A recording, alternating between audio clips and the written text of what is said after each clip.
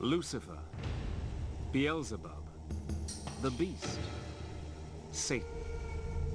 Hail, Satan. When you say Satan to me, I think God. He has been called many names. He has taken many strange and different forms. The idea of God's evil enemy has been around for thousands of years. And it's still as powerful as ever. Evil is real, and it must be opposed. But where did Satan's story begin? Where did he come from? And how did he become the Prince of Darkness?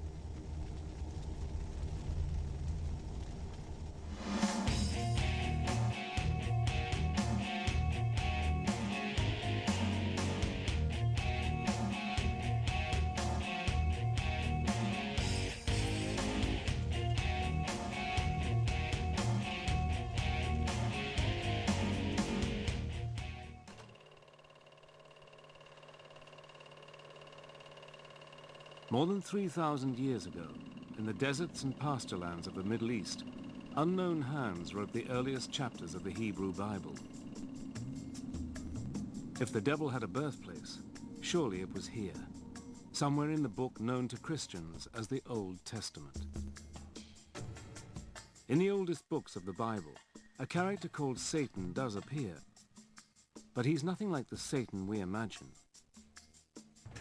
When we read the Old Testament, we find that from time to time there is this strange dark figure who pops up called the Satan.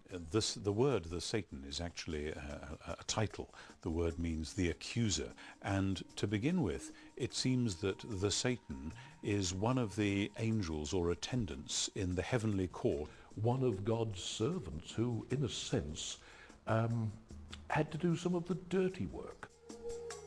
This Satan has no power of his own. He does only what God tells him. Nor is he a horrible creature with horns and a tail. There's no kind of prince of darkness, somebody who's standing opposite to God. Throughout most of the text, there's no concept at all of an evil force. One of Satan's earliest appearances is as an angel in the book of Job. In one of the best-known stories in the Bible, Satan argues that Job, one of God's most loyal servants, is only pious because he has a good life. God agrees that Satan can test Job by inflicting on him all kinds of diseases and calamities. In the end, in spite of dreadful sufferings, Job continues to worship God, and Satan loses the argument. The Satan who makes Job's life a misery isn't a demon or even a bad angel. And he doesn't live in hell. There wasn't any kind of concept of a hell like we have, you know, a place of fiery torment and torture. In fact, to the ancient Israelites, what happened when you died was really very little. You went to a place called Sheol, and this was just a sort of dark, shadowy place, a sort of underworld, where everybody who died went, irrespective of whether you were good or bad. So where is the Satan we know? Where's the fiend who's eternally at war with the forces of good? The monster who rules over the flames of hell and punishes sinners? Where is the fallen angel with his legions of demon helpers, tempting humans to do evil things so that he can win their souls? If the traditional devil doesn't come from the Jewish Old Testament, where does he come from? Since human history began, people all over the world have believed in demons and evil spirits. A few share some traits with our devil, like horns or a beard, but none are as powerful as Satan. So where did people first get the idea of an ultimate evil being? 3,500 years ago, in ancient Persia, where Syria, Iraq and Iran are now, there were many gods, good and evil, until one man, a religious teacher called Zoroaster, reduced the whole complicated cast of characters to two. Zoroaster is a revolutionary, primarily because he in one sense, personifies these ethical categories into a good god, Ahura Mazda, and a bad god, Ahriman. And this is an extremely potent idea, and one which forms the basis for later conceptions of dualistic thought. In other words, the separation between good and evil. The good god is the all-knowing Ahura Mazda, the god of light and order. The evil god is Ahriman, god of chaos, darkness, and lies. In Zoroaster's teachings, the universe is a battlefield between the gods of good and evil, and every person on earth must take sides. After death, good people are rewarded in heaven, while sinners are punished in a dark and gloomy hell. It is one of those ultimate, rather attractive kinds of dualism, that this life is a struggle between good and evil, therefore choose good, between light and darkness, therefore choose light. Under the powerful Persian emperor Darius the Great, the teachings of Zoroaster become the official religion of the Persian Empire, an empire which includes the lands of Israel. The new Persian ideas about good and evil soon find their way into the Jewish scriptures. So we get a clear demarcation of what we would call Jewish ideas, okay, and we can spot the Zoroastrian ideas in the Old Testament. They are there, notions of heaven and hell. Okay, the beginning of actually seeing the devil personified as the fierce opponent of God.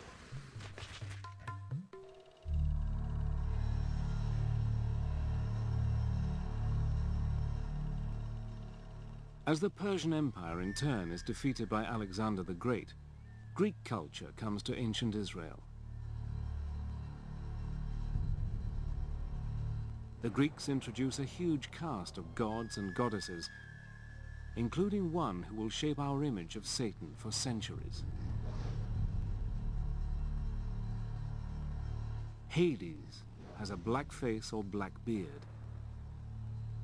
He sits on a throne, often made of ebony, and he wields a two-pronged fork, not for prodding sinners, but for blasting things to bits. To the classical Greeks, the underworld was ruled by Hades, who was the god of the dead. He was one of the Olympian gods, but he seems to have spent most of his time in this dark, shadowy underworld, which is also called Hades. Now, he wasn't a very nice character. He seems to have been very morbid and morose, and nobody really liked him. None of the gods liked him, and certainly no humans liked him. Hades wasn't very likable, but he wasn't evil either. In fact, the ancient Greeks see Hades as a god of justice. They believe that when people die, they go to Hades, and he decides whether they go to a place of happiness or a place of misery. As ruler of the world underground, Hades is also the god of wealth and abundance. In a dim memory of Hades, people have believed for centuries that the devil can make you rich. As well as the brooding character of Hades, the Greeks give the world another familiar ingredient of the devil's story. In a famous myth, Zeus, the greatest of the gods, defeats the winged serpent Typhon and throws him down to Tartarus, the lowest region of the underworld. Over the following centuries, the myth grows into the story of how the angel Satan rebels against God and is thrown out of heaven with all his followers. Satan's allies, the fallen angels, become his legion of demons.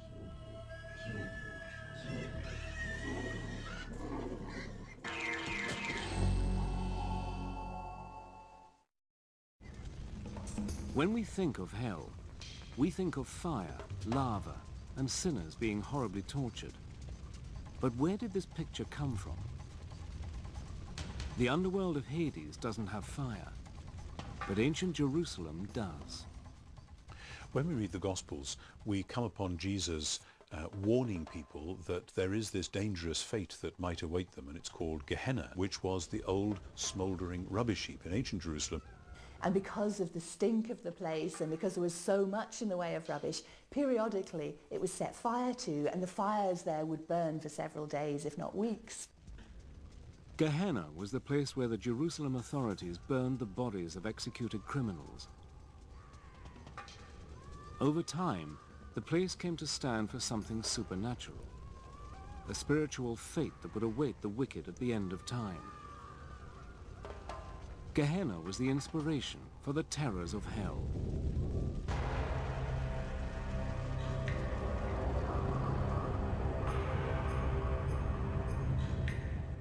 By the time the Christian Gospels are written, towards the end of the 1st century AD, Satan has grown into a powerful figure.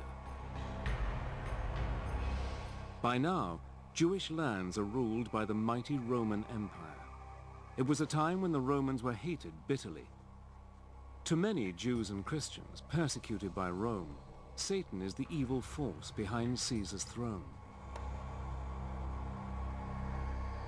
In the New Testament book of Revelation, the writer gives Satan one of his most mysterious names, the Beast, 666. The Beast could refer to the Roman Emperor himself.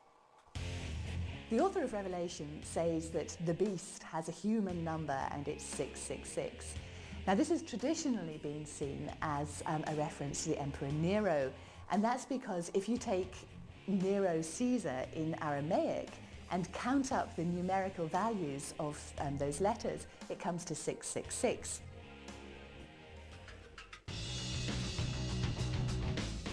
The book of Revelation says that the devil was sent down by God into the abyss, where he will be locked up for 1,000 years. When he gets out, the end of the world will come. An apocalyptic battle will take place as good and evil fight it out to the end. Satan will be let loose and will put up a final attempt to rule the world. This is kind of the dragon of chaos back again. This is evil opposed to God. So it's drawing on very, very ancient cosmological speculation, not so much from Judaism itself, but from the surrounding areas, particularly the Persians. So what does the devil look like at the dawn of the Christian era? Often he's got black skin and hair, like Hades, ruler of the underworld. His wings echo the story that he was once an angel, although they look more like the wings of a dragon. For thousands of years, the dragon was the symbol of an evil force. And it's from the dragon that Satan inherits his taloned feet.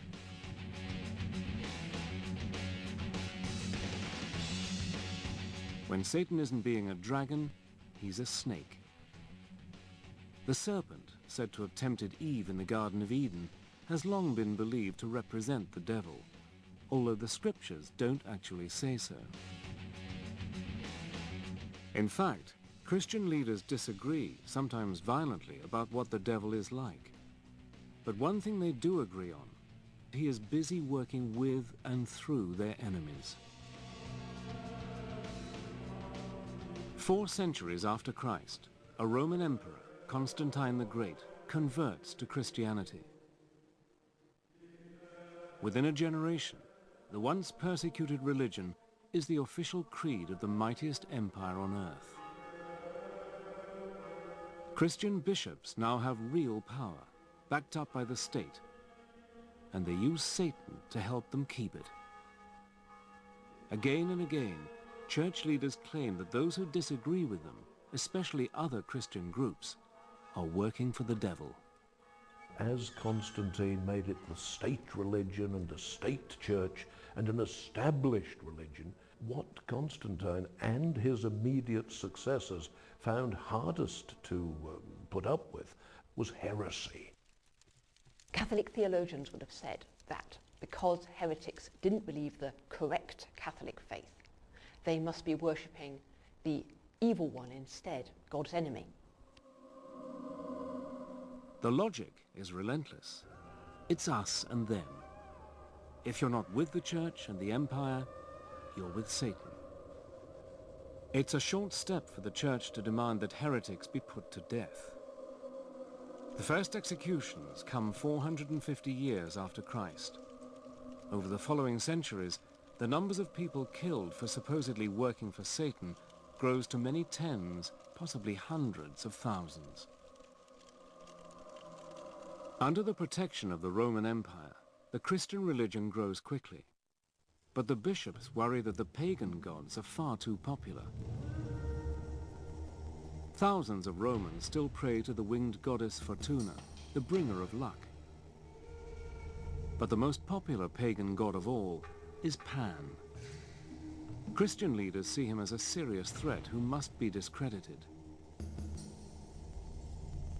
Let's think of the case of Pan and in Arcadia, and he becomes a sort of demon, whereas he was actually a very benign god of music and happiness and lovemaking and altogether to be admired, but becomes a goat-legged demon, a satire, in the later Christianized versions of it.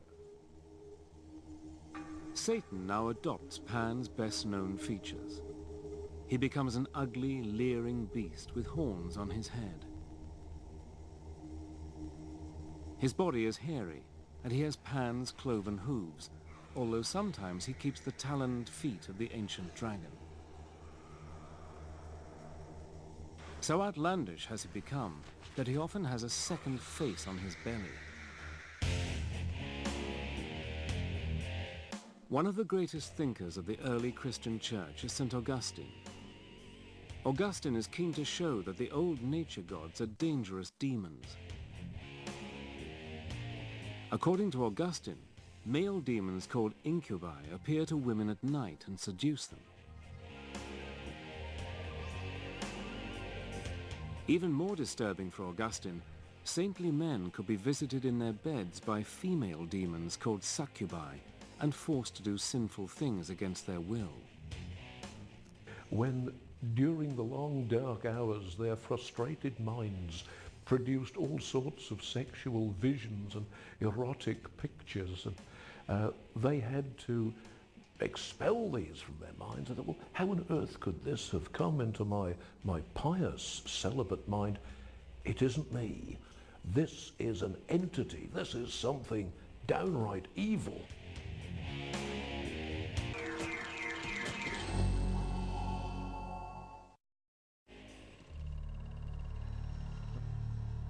By the Middle Ages, after 1,000 years of Christian teaching, the Church has persuaded its followers that the devil and his demons are real, and that Satan is a powerful enemy.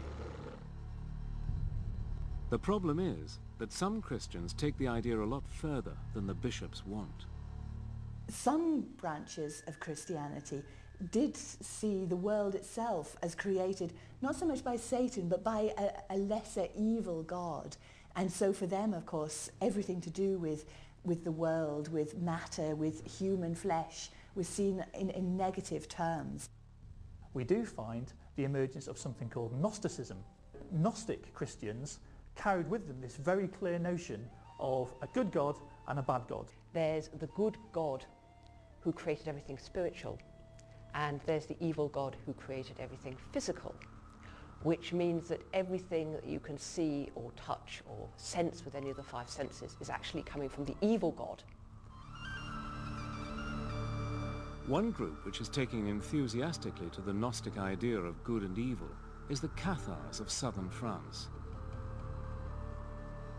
To the Cathars, all material possessions are evil and belong to the devil. For a church now wealthy and powerful, this is an uncomfortable, even dangerous teaching. The common people loved and admired them, called them les bonhommes, because they were healers. When the Cathars went around doing good, as they most certainly did, feeding the poor and healing the sick, so they were teaching people to avoid marriage, to avoid procreation, because all you will do if you have a family is to bring that new child into this decadent, evil, physical world where we should all be concentrating on spirituality. If you were Catharist, then you were actually in league with Satan. To question the church was to question God. Pope Innocent III announced a crusade against the Cathars. He tried to convert them back to Catholicism. That hadn't worked. The only thing he could do now was kill them. The crusade against the Cathars, launched in 1209, turns into a brutal 45-year war. At least 100,000 people die, partly for saying that Satan is even more powerful than the Church says he is.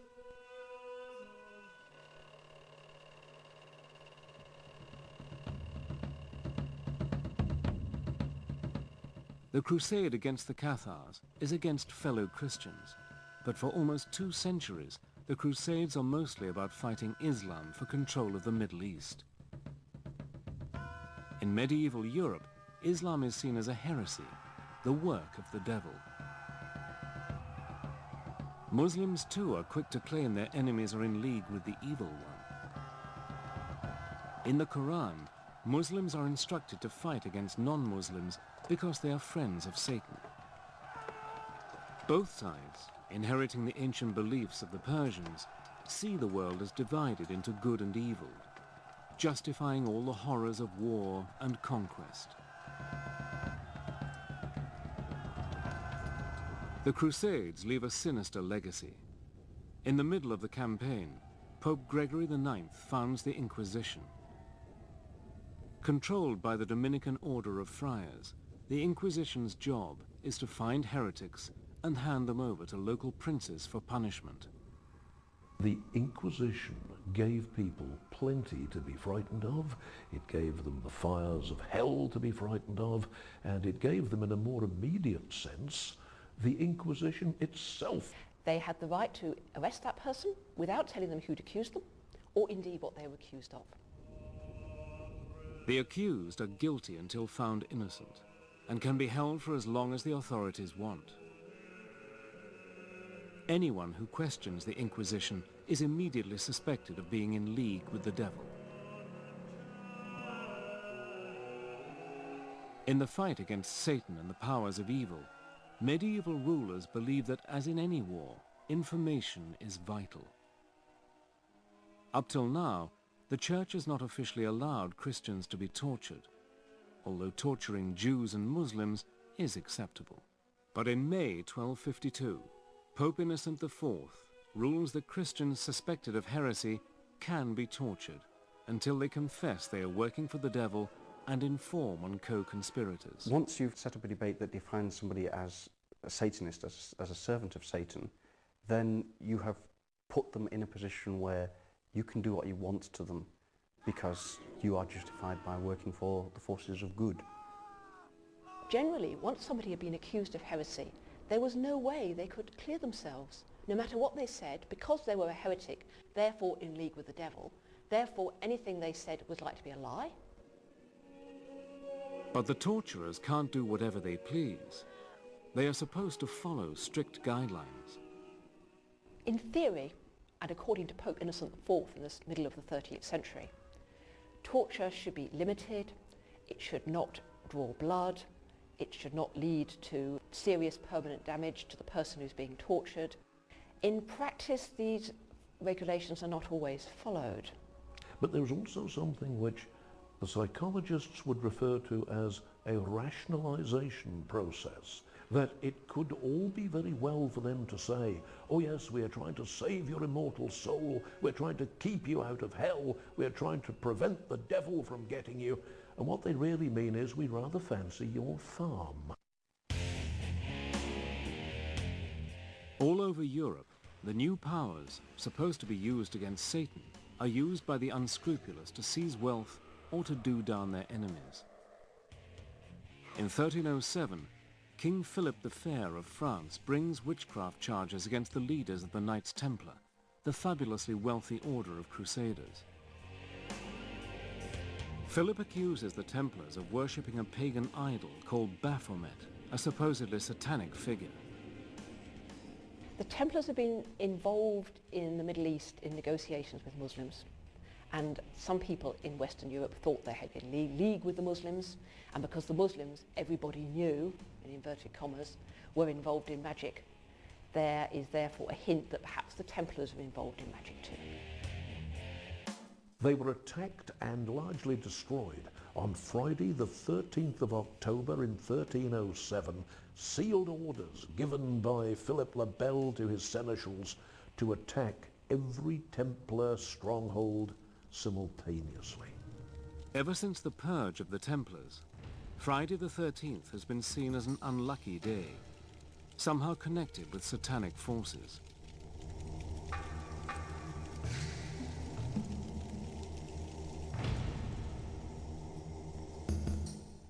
In 1320, the war against Satan is wound up another notch.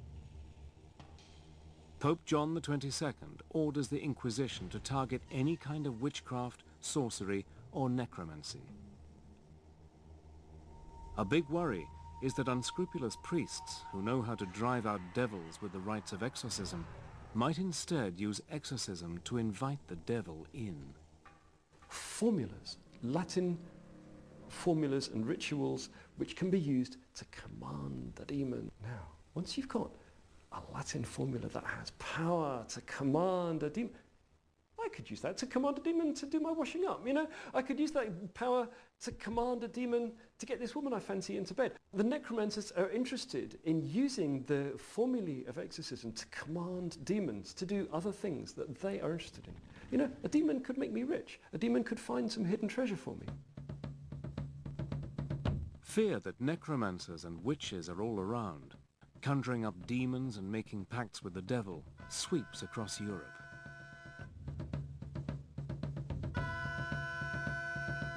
One of the first cases investigated by the Inquisition is in the Irish city of Kilkenny. In 1324, in a dispute over inheritance, one of the richest women in the town, Dame Alice Catala, is accused of witchcraft, heresy, and of having a demon lover called Robin. Alice Catala, a landowner in Kilkenny who had several husbands, so her stepchildren brought a charge against her that she'd poisoned her previous husbands in order to obtain the land, and she'd poisoned or killed them otherwise through witchcraft. Alice manages to escape to England. Her unfortunate servant, Petronella, is tortured and burned at the stake. The campaign against necromancers, sorcerers, and witches lasts 300 years and kills between 60,000 and 300,000 people. The vast majority of the victims are women. Women were thought of as being more prone to the devil, more likely to sin, more likely to be led astray. They were also thought to be less intellectual than men. Women were seen as closer to animals, and part of this was that they were more susceptible to temptation, that they were more easily seduced by material gratification. As the Inquisition goes about its grisly business, rounding up suspects and interrogating them, many clerics and lay people worry that it's all guesswork. Perhaps they're missing even more witches than they're finding. But how can you tell who is one of Satan's helpers? What you need is a standard test. In 1486, two German Dominican monks publish a textbook for inquisitors called Malleus Maleficarum, the Hammer of Witches. The book contains a clever catch-22. Not only is witchcraft heresy, not believing in witches is heresy as well. Malleus Maleficarum was the manual, the how to get rid of all these demonic fleas that had infested a human being. It was a book of what witches were, what witches did. Malleus Maleficarum tells the Inquisitor everything he needs to know. Witches have the mark of Satan on their bodies, a birthmark or a wart. They can fly by rubbing magical herbs on their skin, and they gather at Satan-worshipping ceremonies called Sabbaths. At these, they celebrate a twisted version of the Christian Mass, kissing the devil's rear end in a blasphemous act of homage. Certainly there was a fear at that time which was why Malleus Maleficarum sold so many copies and ran through so many editions and is still in print. 30 years after Malleus Maleficarum was written, Martin Luther leads the Protestant Reformation, splitting the Christian church in two. Each faction, Protestant and Catholic, claims the other is in league with the evil one. Both sides use Malleus Maleficarum to find Satanists, and not just in order to destroy them. Witch hunting is a kind of scientific quest. The idea is, if you can understand witches and the devil, you can fight them. The whole business of witch hunting is almost a sort of intellectual research project. I need to gather a bit more data about, what demons do. So I'm going to interrogate a few more witches to get a bit more data, and then I'm going to write it up in my book. The cutting edge of scientific inquiry. Right across Europe, hysteria about Satan sweeps Protestant and Catholic countries alike. In Scotland, James VI, one of the best educated kings in Europe, is so caught up in the craze, he writes a book about the devil and witchcraft. Called Demonology, James' book sets out to prove that Satan-worshipping witches are everywhere, and that they are the gravest threat to the security of the state. He surrounded himself with advisors, and mainly religious advisors, who would protect him from the demons that he feared so much. He saw it everywhere. Well, James was certainly quite militant about this. He thought he was fighting a war. Even as James leads the fight against the devil and the forces of evil, the devil is helping James to keep his crown.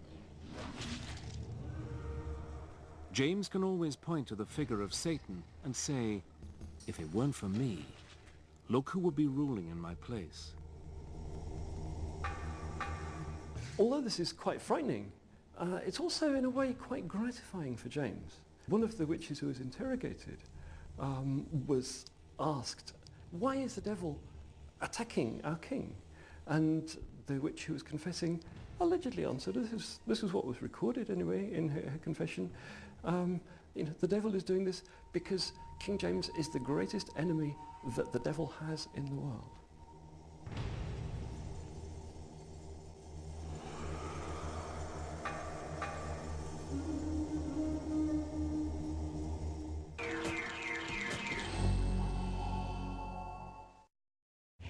When the New World of the Americas is colonized by Europeans, the devil travels with them. The Puritan colonists who arrived from England in the late 1600s are strong believers in the power of Satan. They're convinced that everyone who isn't a Puritan is controlled by the devil, and that women are especially susceptible to Satan's powers. They had established what might be called Puritan communities, and were looking to build a great example for the rest of Christendom. If you were enjoying yourself, or if a group of you were singing or dancing or having a drink, then those who were opposed to that kind of fun were quite certain that Satan was filling the glasses for you. In 1688 in Boston, an Irish laundrywoman called Mary Glover is accused of bewitching the children of one of her customers. Proof of her pact with the devil includes several rag dolls found in her house. Mary Glover was Irish and a servant. Her first language was Gaelic, and one of the tests to prove that you weren't a witch was to speak the Lord's Prayer. The linguistic difficulties meant that she couldn't speak the Lord's Prayer without, as they saw it, blaspheming.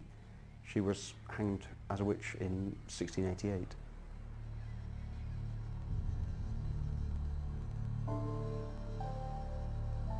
Three years after Mary Glover is hanged, less than 20 miles away at Salem, Massachusetts, the testimony of 3 young girls leads to a mass execution.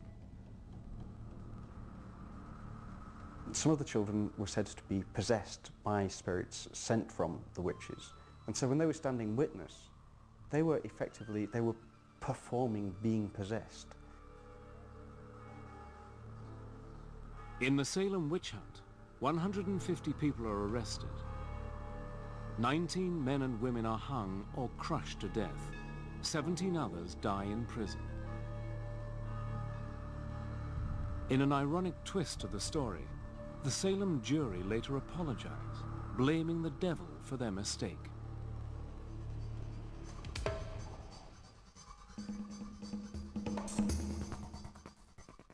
By the 1700s, the witch craze in America and Europe is almost over. A new, more scientific view of the world is gaining ground. Modernism, as the project that we get from the 18th century Enlightenment, actually banished religion, superstition, and all of that, and just said that that belongs to the Dark Ages. We're now in the modern world. We believe in facts, we believe in science, and if you want to be religious, that's a private option which you can go and practice somewhere else. Although the witch hunts have ended, and the educated classes of Europe and America even start to question whether the devil exists, in the folk tales of ordinary people, Satan lives on. But he's very different from the formidable and terrifying devil of the witch-finders. One of my own favourites is that of Dunstan, who was a very powerful blacksmith. The devil arrives and asks to have his shoes replaced. And he simply gets hold of his nose with 2 red-hot tongs and throws him out. And that is a very, very different devil. That's a devil that you can put in his place. By now, the devil has shed some of his ugliness and crude habits. In fact, he's often a member of the decadent aristocracy. He's a handsome gentleman dressed in fine clothes and mixing in fashionable company. Like Hades, the Greek god of the underworld, and the Satan of the ancient Gnostic heresies, this Satan controls the material world of wealth, power, and sex. He can give all these things to you if you promise him your soul. The most famous of all devil folk tales is the story of Faust. The devil, in the form of the clever and devious Mephistopheles, offers to grant Faust all his wishes. But there's a price. One of the things that many necromancers or people using necromantic spells are interested in is how to get women into bed. Faust is very interested in that, and he gets all kinds of women, including Helen of Troy. Faust's bargain with the devil ends in disaster for Faust. Mephistopheles calls in his debt, and Faust dies horribly. The devil takes him away to spend eternity in hell.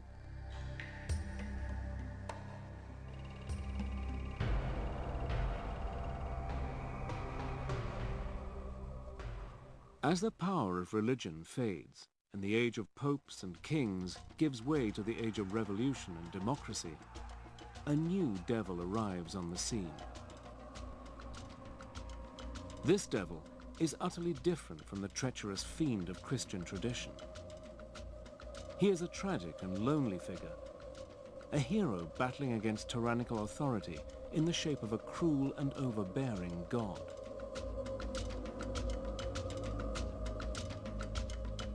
Satan is now a brave and handsome rebel.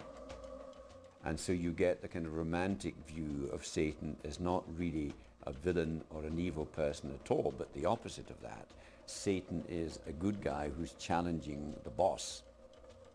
In the age of Romanticism, we find the poets, particularly like Byron, creating a Byronic hero who is somehow dark and sinister and has a past. And so, far from being something to shun and something to fear, the devil is admired.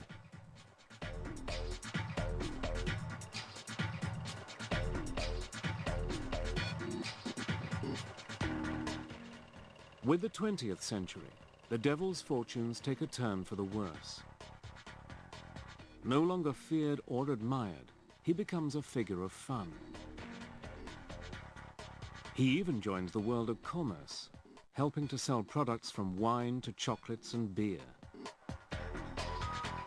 In the age of marketing and the consumer society, Satan can bring the lure of the forbidden to a tired brand. It's a long way from an apocalyptic war between good and evil. It has been a hallmark of the 20th century for the devil to be treated as a figure of fun. We find the devil is neither better nor worse than the people he's dealing with, and he's just a man among men. Satan seems to have been cut down to size. The Prince of Darkness has become a mischievous imp. But in a surprising twist, a different Satan, the glamorous rebel so admired by the revolutionaries of the 19th century, makes a startling comeback in the 1960s. There was a strong sense of rebellion against everything that anointed the Western political power structure. And it was Christian, it was capitalist, it was warmongering. And so the counterculture started exploring anything that was counter to that. In 1966, occult showman Anton LaVey founds the Church of Satan in San Francisco.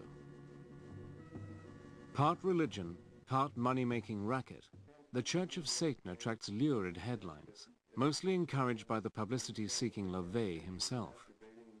We believe in greed, we believe in selfishness, we believe in all of the lustful thoughts that motivate man, because this is man's natural feeling. He called himself Anton Sander LaVey of Romanian descent, but the truth of the matter is he was Howard Stanton Levy, who was born in Cook County, Illinois in 1930.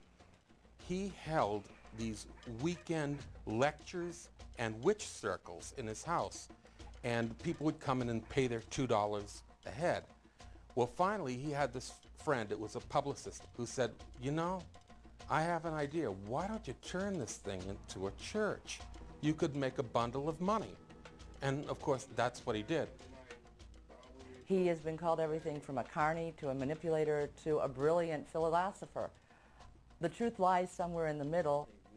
There were doctors, lawyers, college students, factory workers, farmers, you name it. They came from all levels of society. In spite of the invented rituals, mostly staged for the cameras, neither LaVey nor his followers believe in a real devil. What LaVey admires is Satan the rebel, the nonconformist, provoking the establishment. Predictably, America is fascinated and outraged.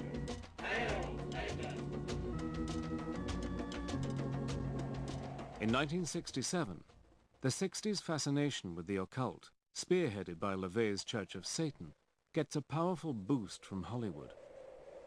The film Rosemary's Baby, a dark tale of devil worshippers in Manhattan, is a massive and unexpected hit.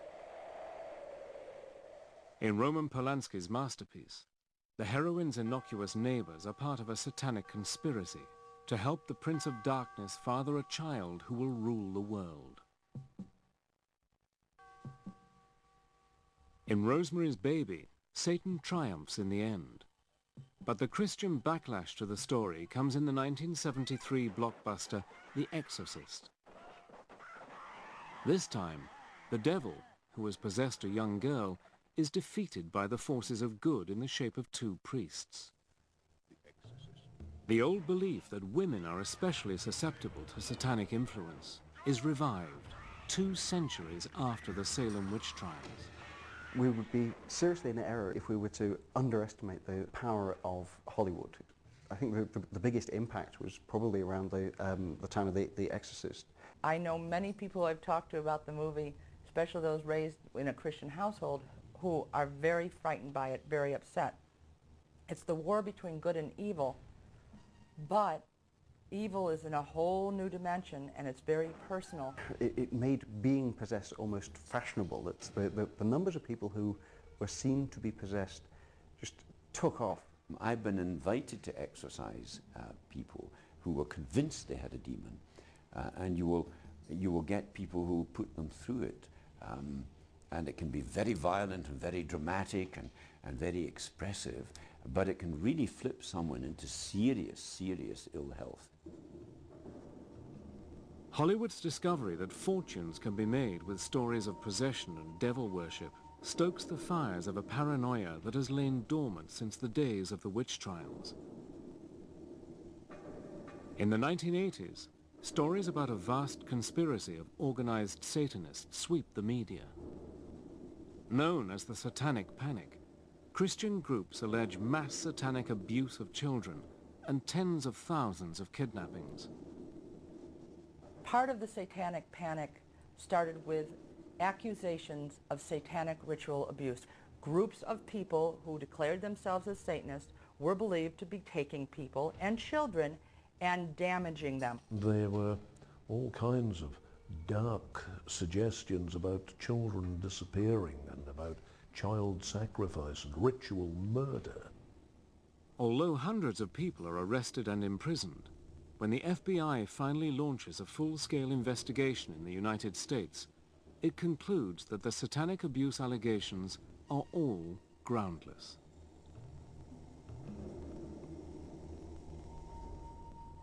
One of the horrifying things about human nature is that it lends itself to hysteria. You get it in all periods of history.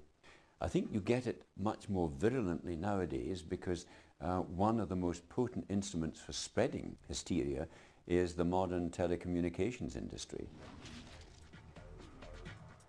If members of satanic religions mostly don't believe in a supernatural devil and don't pray to Satan, what does the devil represent?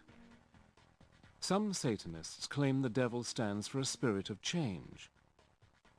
A lot of people are frightened by the term Satanism. A lot of people automatically think that Satanists are bad people. They should be no more scared of a Satanist than they should be scared of anyone else they meet. You know, what Satanism means to me is opposition and balance.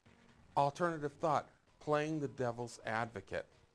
There is no good and evil. I mean, to a mouse, a cat is this horrible evil thing with fangs, but to the pet owner, the cat is heavenly.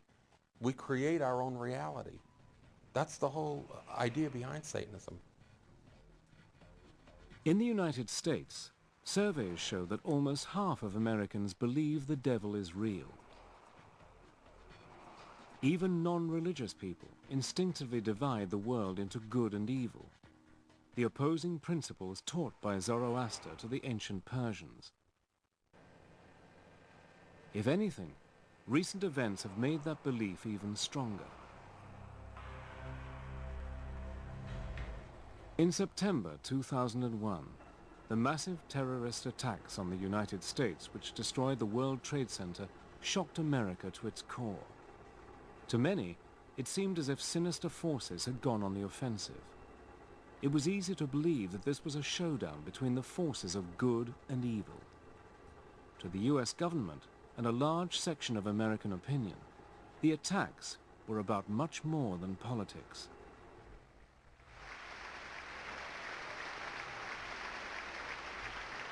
We've come to know truths that we will never question.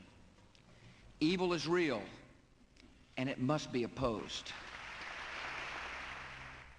You're either with us or you're against us. And if you're against us, by and large, you're going to be working hand in hand with Satan. It was Reagan that talked about the evil empire. Bush talks about the axis of evil. It's classic, ancient, dualistic thinking. In the wake of the 9/11 attacks, President Bush gave the job of catching Osama bin Laden, the man responsible for the atrocity, to Lieutenant General William G. Boykin. But according to Boykin, America's real foe isn't bin Laden. In the general's words, the enemy of the US is a guy called Satan. Since 2001, the draconian measures taken by the US and other governments in the war on terror are uncannily like those of the war on Satan of 400 years ago.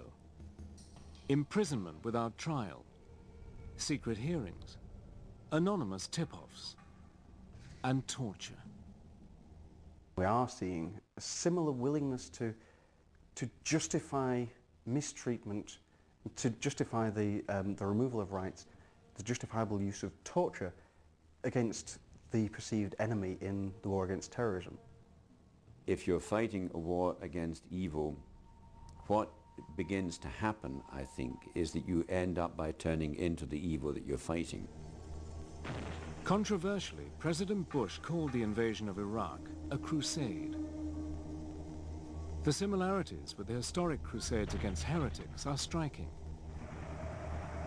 They include a belief on the battlefield that the enemy are not just military opponents, but agents of pure evil.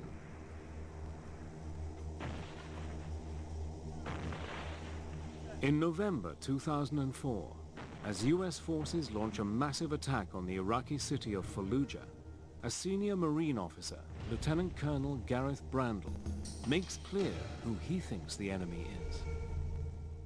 The enemy has got a face. He's called Satan. He's in Fallujah, and we're going to destroy it. It's embroidery, it's myth-making, it's poetry.